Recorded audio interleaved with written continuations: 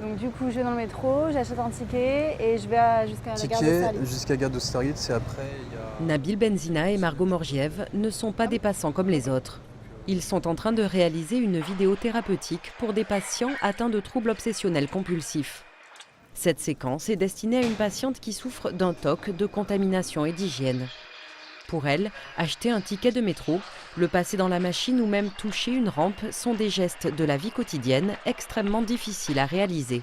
L'idée c'est de filmer donc une personne qui prend le métro de manière tout à fait normale et apaisée si je puis dire, pour qu'elle puisse expérimenter cela et éprouver l'anxiété qu'elle endure dans ce genre de situation, mais aussi expérimenter la décroissance de cette anxiété au fur et à mesure de cette exposition.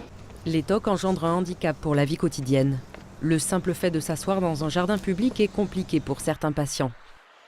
Pour coller au mieux à la réalité, la vidéo est tournée avec une caméra qui filme à 360 degrés. La patiente pourra donc regarder où elle le souhaite, simplement en tournant la tête dans un casque. Enfin, les films suivent un scénario élaboré avec la patiente pour la mettre face à ses craintes et à ses angoisses. Elle a un travail personnel à faire, d'imaginer les situations qui sont anxiogènes pour elle et qui sont source de handicap aussi dans son quotidien et de les hiérarchiser, donc de la situation la plus... celle où elle peut s'exposer le plus facilement, on va dire le moins difficilement plutôt, jusqu'à la situation ultime où c'est impossible pour elle, ne serait-ce qu'en imagination, de s'y exposer. Et donc ça, c'est des choses, le fait de s'asseoir dans un jardin qu'elle ne peut plus faire à cause de ses symptômes.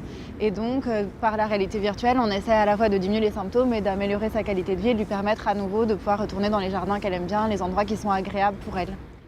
Pour rendre l'expérience plus réaliste, Margot Morgiev a adopté le look vestimentaire de la patiente.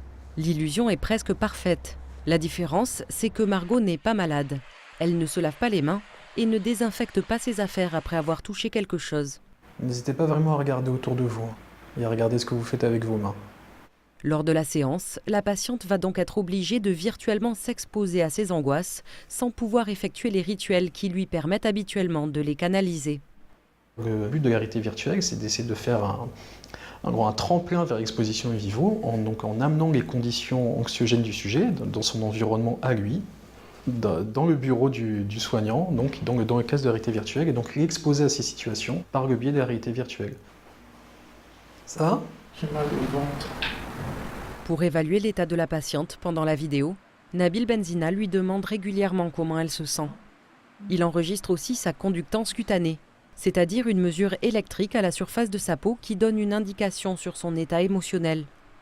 Les séances durent près d'1 heure, elles sont donc longues et parfois désagréables.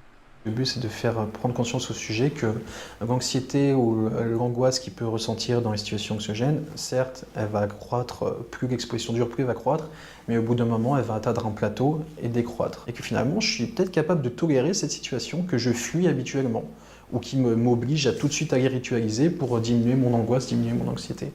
En fin de séance, Nabil Benzina fait le point avec sa patiente pour évaluer son ressenti. Le but ultime, c'est que vous puissiez reproduire ce que vous avez vu dans votre quotidien. Ça va être difficile. Mais est-ce que vous trouvez que ça aide tout de même d'être... Oui, ça aide beaucoup. Quand elle s'assied dans le parc, j'ai moins d'appréhension pour m'asseoir. D'accord. La patiente peut visionner plusieurs fois le même scénario jusqu'à ce qu'elle arrive à le vivre sans trop d'angoisse.